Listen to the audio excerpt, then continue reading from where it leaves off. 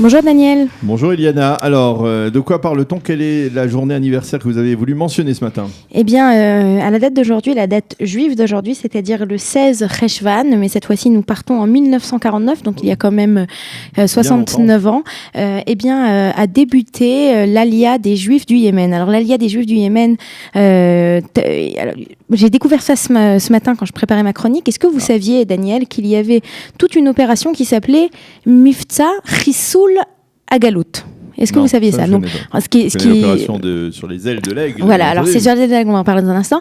Mais en fait, au début de la création de l'État d'Israël, c'était très clair pour tout le monde qu'il allait falloir permettre l'Aliyah des Olim Chadashim, permettre l'Aliyah des Juifs qui habitaient donc dans des diasporas, mais c'est les chassel en hébreu, c'est-à-dire il faut terminer, il faut détruire, exterminer. Donc l'extermination des diasporas, et en fait, c'était pas dans le but de détruire les diasporas. Peut-être que Ben Gurion, il avait ça en tête, ça m'aurait pas surprise. Mais surtout, c'était l'idée d'aller récupérer les communautés qui étaient en danger. Alors les communautés qui étaient en danger, on a d'abord tous les rescapés de la Seconde Guerre mondiale, les rescapés de la Seconde Guerre mondiale qui étaient en particulier dans des camps de réfugiés et qui ont vécu souvent après la guerre des choses assez difficiles. On en avait parlé il y a quelques mois quand je vous avais parlé des pogroms qui avaient eu lieu en Europe, en Pologne en particulier, en 1946. Donc tout d'abord, c'est ramener ces réfugiés et leur permettre de venir en Eretz Israël, en Médinat Israël, dans l'État d'Israël. Et puis une autre direction dans laquelle on cherche à faire venir les communautés de diaspora, ce sont les Juifs des pays arabes, puisque la grande majorité des Juifs des pays arabes, au lendemain de la création de l'État d'Israël, ont perdu la majorité de leurs droits et ont été en situation tout à fait catastrophique et en plein danger. Et c'est ainsi que à la date d'aujourd'hui commence l'Aliyah qui s'appelle sur les ailes des aigles, donc l'Aliyah des Juifs du Yémen. Donc ces Juifs du Yémen. Alors la particularité des Juifs du Yémen, tout d'abord, ils sont déjà venus une première fois en Eretz Israël 60 ans plus tôt. En 1880, il y a une première Aliyah. À Ale Batamar, qui sont installés dans Ir David. Voilà, Ir David. Cette première vague d'Aliyah était à l'époque dans une conception messianique. Oui. Ces communautés juives. Il y avait des Juifs qui sont montés à l'époque. C'est pas beaucoup. On parle peut-être quelques milliers, 2000, 3000 Juifs qui viennent s'installer donc en Eretz Israël. Et puis là, on va avoir une Aliyah qui est beaucoup plus importante. Alors, qu'est-ce qu'il y a d'intéressant dans cette Aliyah? D'abord, les Juifs du Yémen ont gardé un aspect très traditionnaliste. Quand vous les voyez, quand on les a vus arriver, surtout ces hommes avec ces péotes, qui étaient une grande partie d'entre eux travaillaient la terre, étaient des agriculteurs. Enfin, c'était une communauté. Leurs vêtements, tout à fait. Leurs vêtements d'origine, ça c'est la première chose. Et puis ensuite, ce qu'il y a de particulier avec cette communauté, c'est qu'ils ont gardé. Ils sont très religieux, ils sont très puisés dans l'étude. À la même époque, les communautés ou juives ashkénazes ou d'Afrique du Nord, par exemple, ont reçu une éducation. L'Alliance, les écoles de l'Alliance israélite sont passées par là. Donc les gens sont beaucoup plus, on va dire, ouverts au monde que ne l'étaient ces juifs yéménites. Pour beaucoup, quand ils sont arrivés, on vient les chercher en avion, on les ramène en avion. Donc pour eux, c'est la réalisation du pasouk du verset donc du livre de Shemot de l'Exode qui dit « Je vous ai porté sur des ailes d'aigle ». Voilà, exactement. Vous voyez, on fait simultané. Et je le dis en français, vous le dites en hébreu. Et c'est d'ailleurs la raison pour laquelle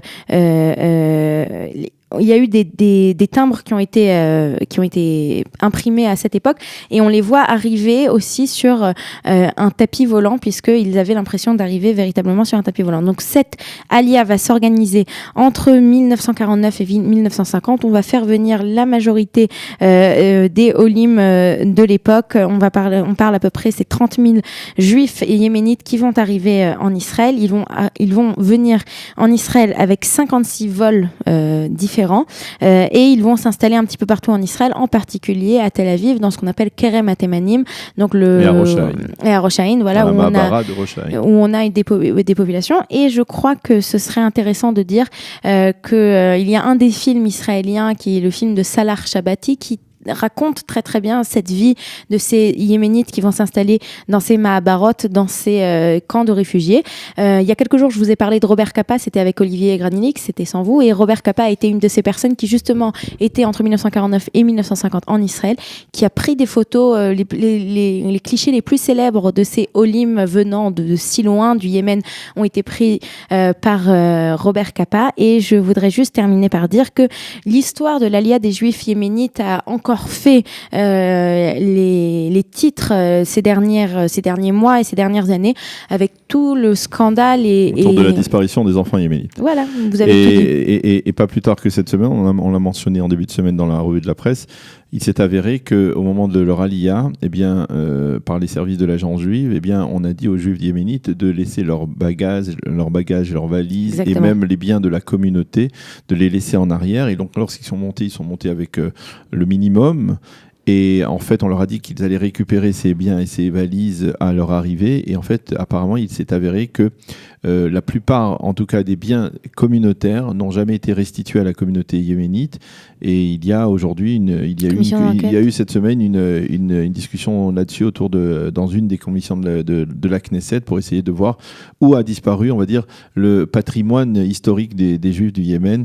C'est un sujet qui a été soulevé, il faut le souligner, par celui qui était le petit-fils du grand rabbin des Juifs yéménites, le Rav Rokar, c'est un sujet qui a été soulevé, et ce grand rabbin Rokar, qui était le grand rabbin de Tel Aviv, est décédé le lendemain de la réunion de la commission de la Knesset, donc à l'âge de 83 ans. Et il faut dire en fait que tout le sujet des biens des communautés des Juifs séfarades, il y a une grande question, une grande problématique, et c'est par exemple la même histoire avec le codex d'Alep, qui est donc le plus ancien livre du Tanakh, et la communauté juive irakienne, puisque c'était dans ses mains, jusqu'à aujourd'hui, demande à elle récupérer le livre, qu'il ne soit pas au Muséum d'Israël, puisque ça leur appartient, ça fait partie de leur communauté, et tandis que l'État d'Israël, lui, le garde dans ses archives, voilà. Bon, merci beaucoup Eliana. Nous marquons une toute petite pause, un jingle et la revue de la presse et des médias israéliens tout de suite après. Vous aimez l'histoire juive ?